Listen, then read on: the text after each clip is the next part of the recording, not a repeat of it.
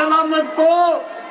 At dito, sa ating kahuli-hulihang rally, ang ating meeting de avance ay nagpakita muli ang lahat ng ating mga kababayan na kasama ninyo ay nasa likod ang lakas ng suporta ng madlang Pilipino sa unity team at saka sa tambalan Marcos Duterte.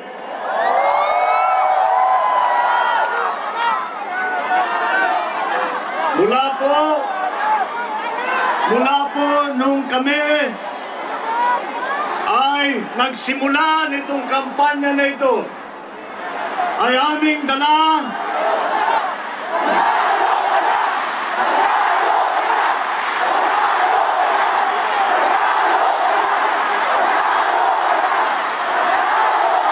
mananalo talaga tayo basta't walang tulugan sa Lunes. Hindi na tayo madisgrasya ulit. Alam naman po natin, kapag naiwanan natin kung minsan maraming nangyayari na hindi ka nais-nais.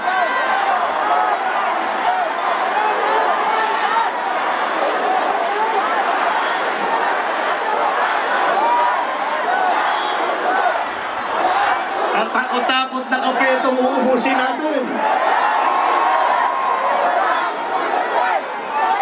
Mula po, nung nagsimula ang kampanyang ito, ang unity team po ay 6 na buwan nang umiikot sa buong Pilipinas. At dala ang mensahe ng pagkakaisa, dala ang mensahe ng pagmamahal at pagtutulungan ng bawat Pilipino. Dahil po, sa aming pananaw, ito ang kailangan natin sa panahon na krisis kagaya ngayon.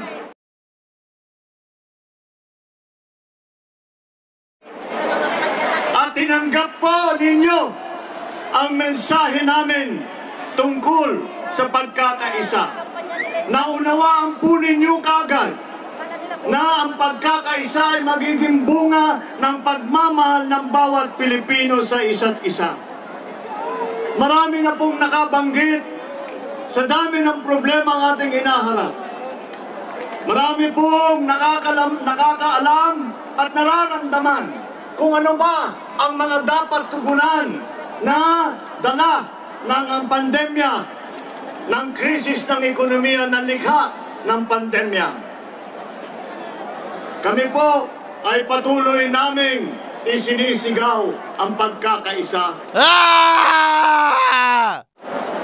At ang ating mga kababayan, kayo po lahat, ay napakadali sa inyo na maunawaan ang pagkakaisa. Yeah! Dahil nasa inyo ang puso ng tunay na Pilipino. Ang puso na nagmamahal sa kapwa. Ang puso na may malasakit sa kapwa.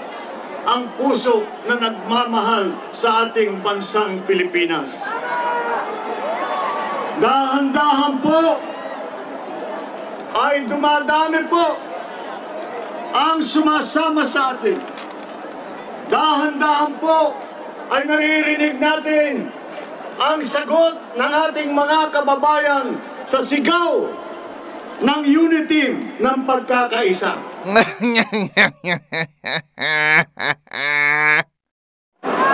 At ito po ay nung nagsimula kami, 6 na buwan na po. Nung nagsimula kami, ay ang sagot na naririnig natin ay parang bulong lamang. Halos hindi po marinig. Habang tumatagal po ang panahon, nakikita po natin na yung bulong na yan ay palakas ng palakas. Habang dumadami nagsasanib puwersa sa likod ng kilusan ng pagkakaisa. Hanggat ngayon na maliwanag na ang sigaw ng Pilipino. At ang sigaw ng Pilipino ay nauunawaan namin ang pagkakaisa. Nauunawaan namin ang pagmamahal, kaya't kami ay kasama sa pagkakaisa. Kami kasama sa pagpapaunlad ng Pilipinas. Kami ay kasama sa pagpaganda ng buhay ng bawat mamamayang Pilipino. Kami ay kasama sa kilusan ng pagkakaisa. Oh no! Dito po nating makikita ang tunay na ugali, ang kultura ng Pilipino na nagmamahal sa kapwa.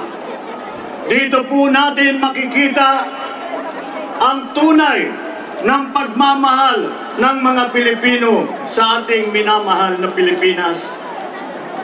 Kaya naman po, ang ating sinasabi ay hindi tayo dapat magtaka. Dahil po, alam po natin ang ugali ng Pilipino. Ang ugali ng Pilipino ay mapagmahal. Ang ugali ng Pilipino ay may malasakit sa kapwa. Lagi ko pa, nung pag-iikot-ikot namin, lagi ko pong sinasabi na alam naman po natin ang tunay na puso ng Pilipino. Ang tunay na puso ng Pilipino ay tutulungan ang kanyang kapwa kapag naghihirap. Ang tunay na puso ng Pilipino ay magbibigay ng kanyang kamay upang makapagdulot man lang ng kaunting tulong at ginhawa kung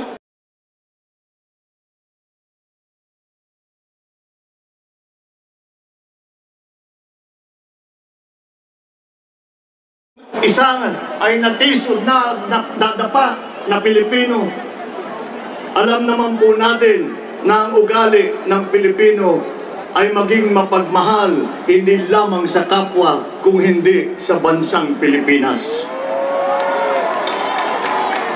Kaya naman po, kami po ng Unity, ng Tambalang Marcos at saka Duterte, kami po ay umikot upang lumapit sa ating mga kababayan at hilingin sa inyo ang inyong suporta.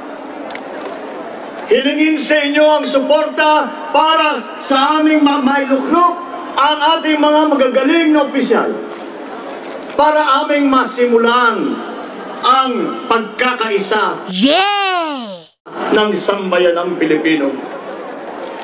At dumadami na po ang sumanib puwersa dito sa kilusan ng pagkakaisa. Oh, come on! Ngunit, meron po akong napuna. Kami po ay tumakbo sa ilalim ng adhikain ng pagkakaisa. Yeah! Hiningi namin po ang suporta ng ating mga kababayan. At ibinigay naman po ninyo ang inyong nagpahayag kayo ng suporta, nagpahayag kayo ng tiwala sa Marcos at kay Marcos at saka dito Duterte at pati sa Unity. Kaya gumanda po ang pag-asa namin na pagdating ng halalan, baka naman ay kami ay mabigyan ng pagkakataon na simulaan ang pagkakaisa ng Pilipinas. Ngunit po, hindi pa po tayo nakarating sa halalan. Hindi pa po tayo wala pa po tayong napasyahan ng mga kandidato na mamumuno sa darating na ilang taon. Ngunit, ang taong bayan po ay hindi na po nagantay sa halalan. Ang taong bayan po, nung narinig ang aming mensahe ng aming adhikain ng pagkakaisa, ay sinimulan na ang pagkakaisa. Oh, come on! Kaya't nating nararamdaman ngayon na ang buong Pilipinas ay dahan-dahan nang nagkakaisa. Duh!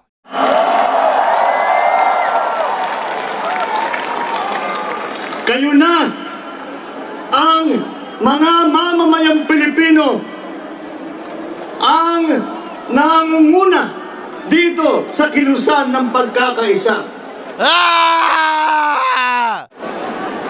Habang kaming mga kandidato ay nag-aantay ng suporta, nag-aantay na kung sana kami maging mapalad at makaupo, ang taong bayan ay hindi na naghantay at ipinalabas ulit ang tunay na puso ng Pilipino at sinimulan na ang pagkilos ng pagkakaisa.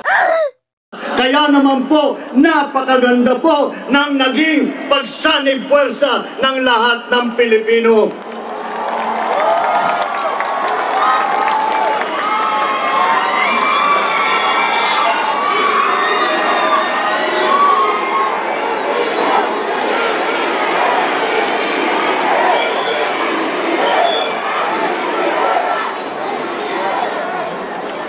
Kayo na ang nangunguna sa kilusan ng pagkakaisa. Yeah! Kami po ang magsisilbi lamang sa inyo upang ipagpatuloy ang inyong sinimulan. Upang ipagpatuloy ang dahang-dahang pagkakaisa ng sambayanang Pilipino. Upang gawin ang lahat, upang dumating ang araw na masasabi natin ang mga Pilipino ay muli nagtatrabaho. Ang mga Pilipino ay may pera na naman sa bulsa. Kaya na namang ipakain ang kanilang mga pamilya, kayang pag-aralin ang kanilang mga anak. At yan ang inaantay natin na araw na masasabi natin dahil sa ating pagtutulong sa isa't isa, nararamdaman na natin na tayo habang nasa krisis man, kahit nasa krisis pa lang, ay tayo ay dahan-dahang nakikita natin gumaganda ang buhay dahil na tayo ay kapit-bisig lahat ng Pilipino, ipinagsasama ang tapang, ang sipag, ang galing, ang kakayahan at ang pagmamahal ng bawat Pilipino.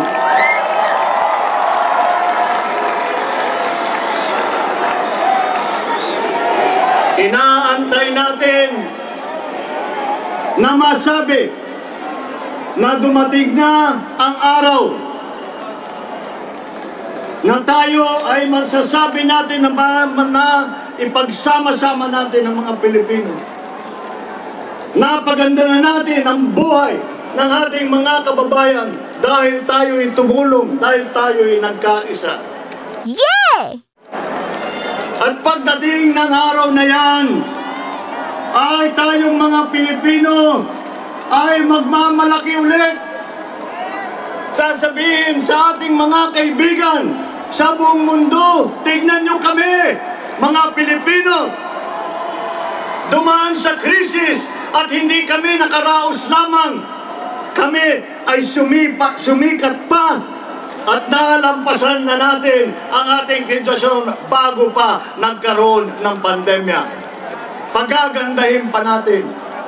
At tayo darating din sa araw na yan na kapag tayo ay nagsanib puwersa, tayong mga Pilipino, na tayo muli ay haharap sa buong mundo at sisigaw sa ating mga kaibigan at iwawagayway ang ating bandilang Pilipino.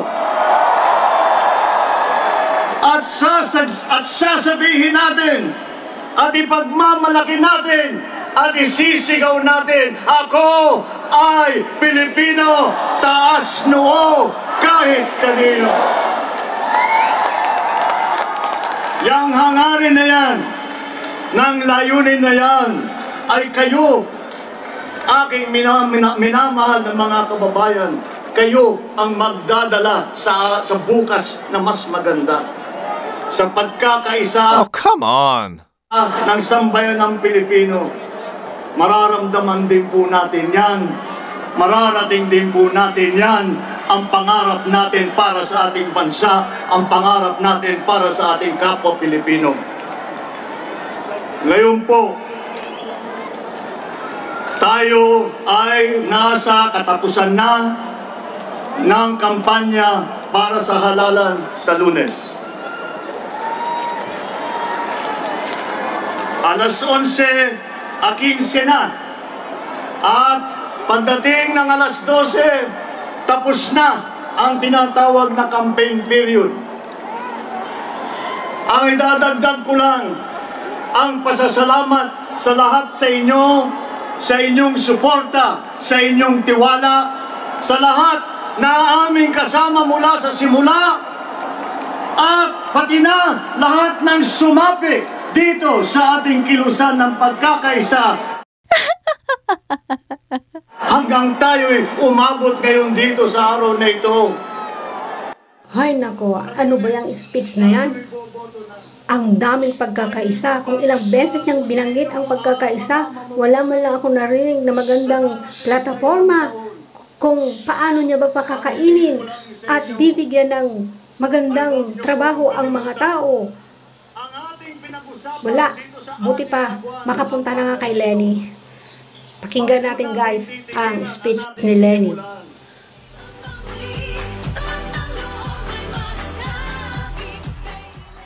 Magandang gabi sa inyong lahat.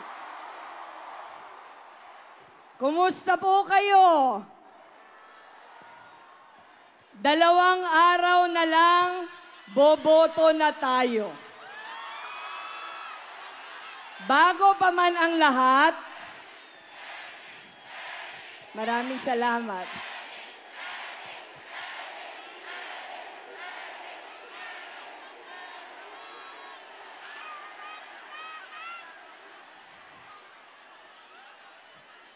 Bago pa man po ang lahat, uunahin ko na po ang ilang paalala dahil baka makalimutan ko. Sa Lunes, magdala ng listahan. Tiyakin na ang kasama dito, mga taong matitino, mahuhusay, at mapagkakatiwalaan.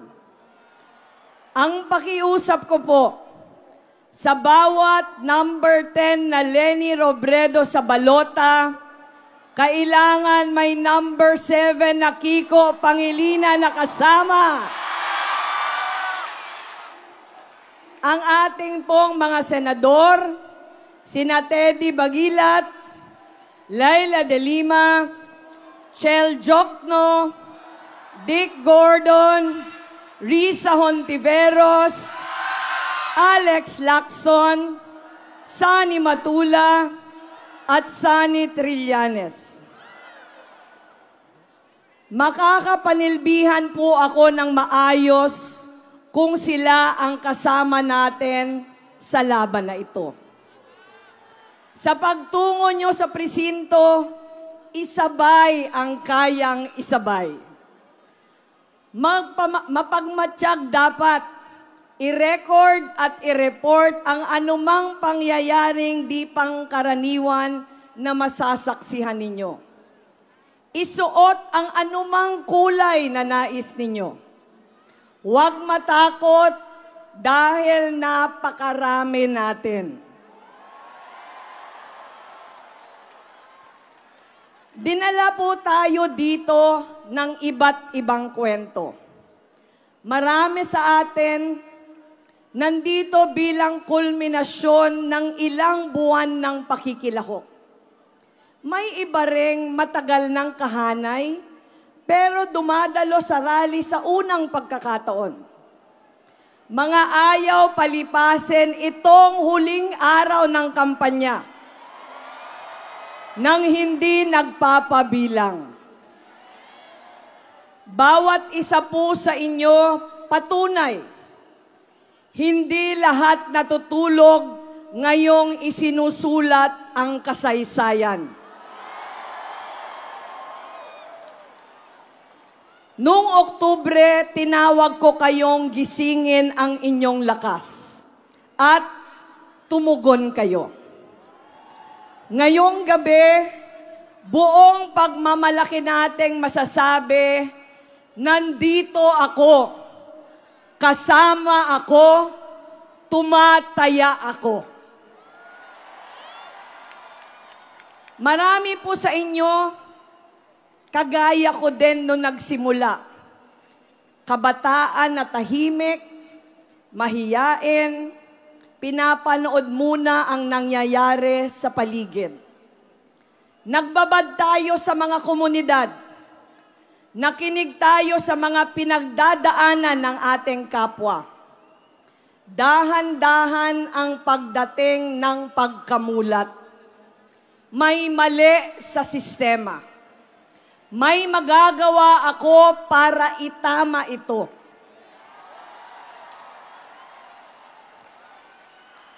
Kahit po noong tumakbo ako, nanalo at nanungkulan bilang pangalawang Pangulo, tuloy ang pagbabalik ko sa mga katotohanang ito.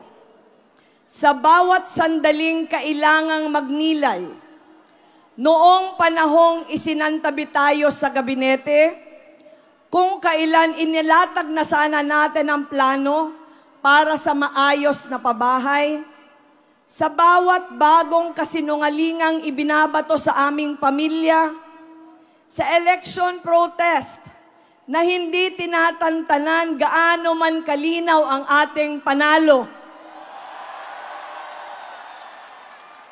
noong tanggapin natin ang pagiging drug czar, kahit na alam nating isa itong patibong, dahil naniniwala tayong kung may kahit isang buhay na maililigtas, dapat gawin natin ang lahat. Sa bawat gabing magpuyat tayo para magdala ng ginhawa sa mga nagugutom, sa mga iniit sa puwera, sa mga pinagdusa ng iba't ibang krisis. Sa lahat ng pagkakataong ito, bumabalik tayo sa tanong ng pagkamulat at ng karugtong nitong pagkilos. Ano ang pwede nating gawin? Pinatunayan nyo ngayon, parating may magagawa ang Pilipino.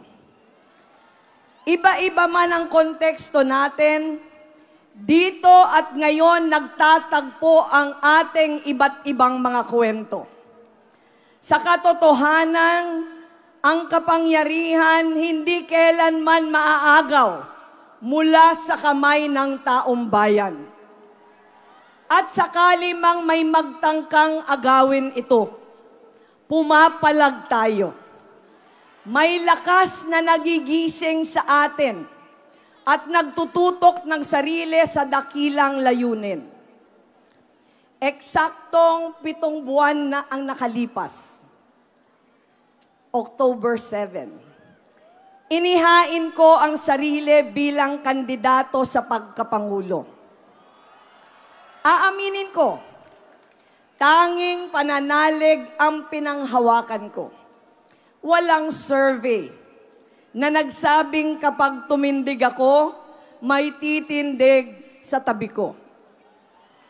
Pero kahit kailan, hindi ako nagduda. Hindi ako kailanman nawalan ng pag-asa. Dahil alam kong mahal ng Pilipino ang kapwa niya Pilipino. Kahit magkakalayo, gumawa kayo ng paraan para ibandila ang pakikilahok. Kahit walang bayad, kahit abonado, kahit matraffic, pumunta kayo sa mga pagtitipon. Ibinuhos ang inyong talento sa paggawa ng mga kanta, ng tula, ng mga mural, ng mga placard.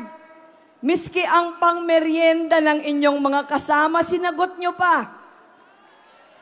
Ang mga celebrity, itinaya ang kanilang karera at pangalan. Kahit gutom at uhaw at nakabilad sa araw, sige lang sa pagtayo. Kahit pagod na, naglakad pa rin kayo para hanapin ang susunod na pinto.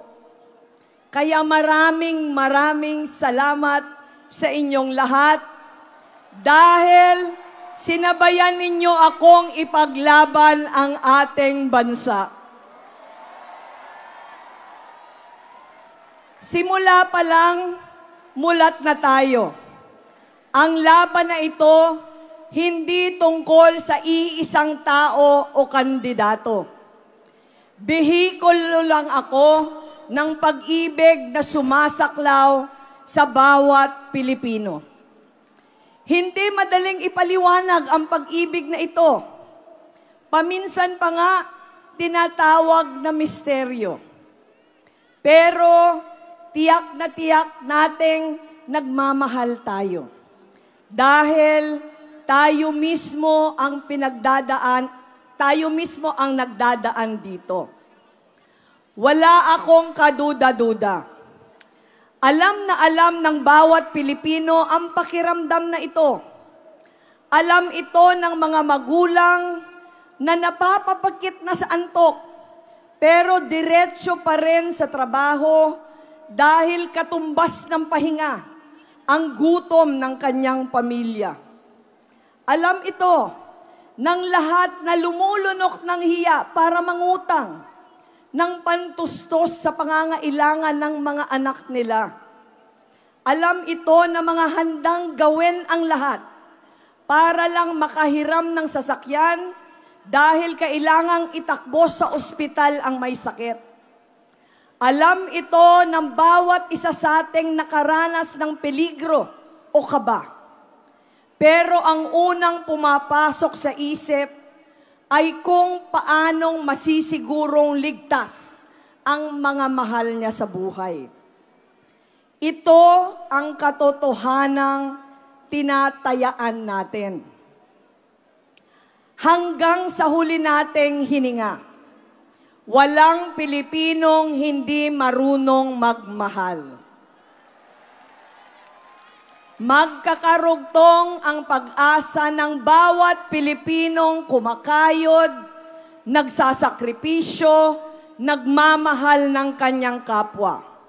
Sana makaraos, sana guminhawa, sana maabot ng mga mahal ko sa buhay ang mga pangarap nila. At kung mahal natin ang Pilipinas, madaling ipinta ang eksena ng mga pangarap na ito. Isang bansa kung saan walang magugutom, kung saan makakapagpagamot ang may sakit, may pera man siya o wala.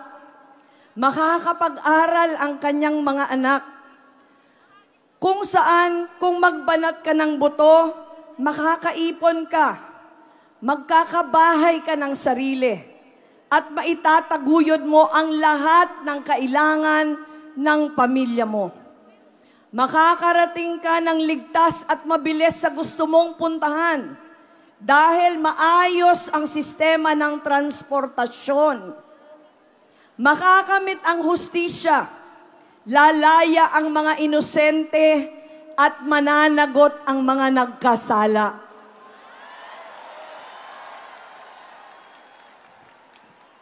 Hindi ko ipapangako na makakamtan natin agad ang lahat ng ito.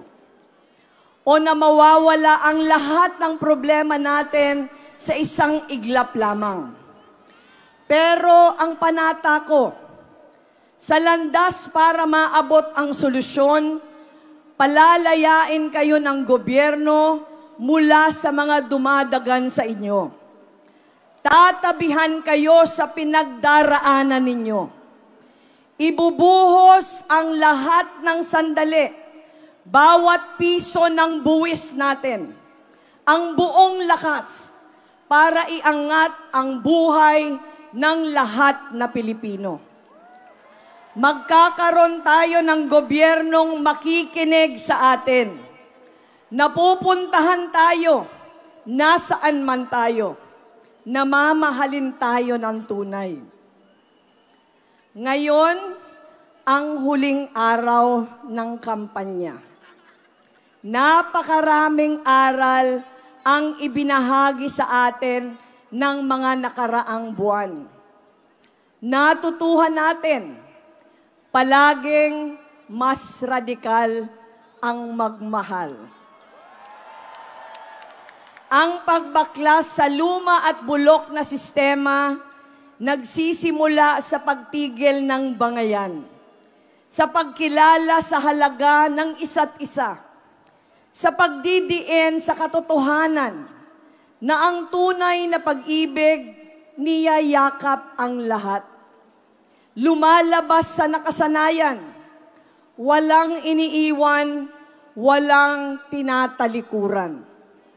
Natutuhan natin, napakabuti ng Pilipino. Handa pa rin ang Pilipinong magbukas ng puso. Pilit man tayong pinag-aaway ng iba, kung tao sa tao, kwento sa kwento, ang labanan. Kung puso ang kumakausap sa kapwa puso, laging magwawagi ang katotohanan. Walang mas hahalagang budget kesa tiwala. Walang mas mabisang makinarya kesa sa taong nagkakawang gawa. Natutuhan natin ang minsan nang namulat, hinding-hindi na ulit mapipikit. Dala na natin habang buhay ang dakilang layunin na tumawag sa atin para makilahok sa krusadang ito. Karapatan nating magkaroon ng kinabukasang may dignidad at tungkulin natin na ipaglaban ito. Natutunan natin, walang imposible. Noong nagdeklara ako ng kandidatura, ang iba sa inyo na andon, mabibilang ko lang kung ilan ang nasa harap ko. Ngayon, hindi ko na matanaw ang dulo ng mga taong kasama natin ngayon. Totoong walang kayang tumumbas sa nagkakaisang lakas ng sambayanang Pilipino. Higit sa lahat, palaging may pag-asa. Likas sa tao ang itutok ang mata sa abot tanaw na mas maginhawa, na malaya sa pagdurusa. At likas sa pag-asang ito ang kumalat, ang dumaloy sa bawat isa sa atin. May pag-asa sa loob nating lahat. Apoy itong hindi matutupok, liwanag na tumatanglaw sa landas ng iba. Bukas, hindi na pwedeng mag-house to house. Nalungkot ba kayo? Na-enjoy nyo ba yung house to house? Mabuti naman. Bawal na ding maghayag ng pampublikong suporta. Kaya ang pakiusap ko sa inyo, manalangin. Magpasalamat sa lahat ng nakasama. Palayain ang sarili mula sa duda at pangamba. Magtiwala na sa dulo ng pawis, panahon at sakripisyo, may tagumpay na nag-aabang. Gawing payapa at tahimik ang ating puso. Pakinggan natin, may milyon-milyong pusong tumitibok, lumalaban, nagtitiwala sa kapwa Pilipino, nananalig sa Diyos, nag-uumapaw sa pag-asa, sabik ng paigtingin ang pagkilos tungo sa katuparan ng ating mga pangarap. Ipagdiwang natin ngayong gabi ang isang makasaysayang kampanya. Kaya tara na, ipanalo na natin ang sambayanang Pilipino. Maraming salamat sa inyong lahat.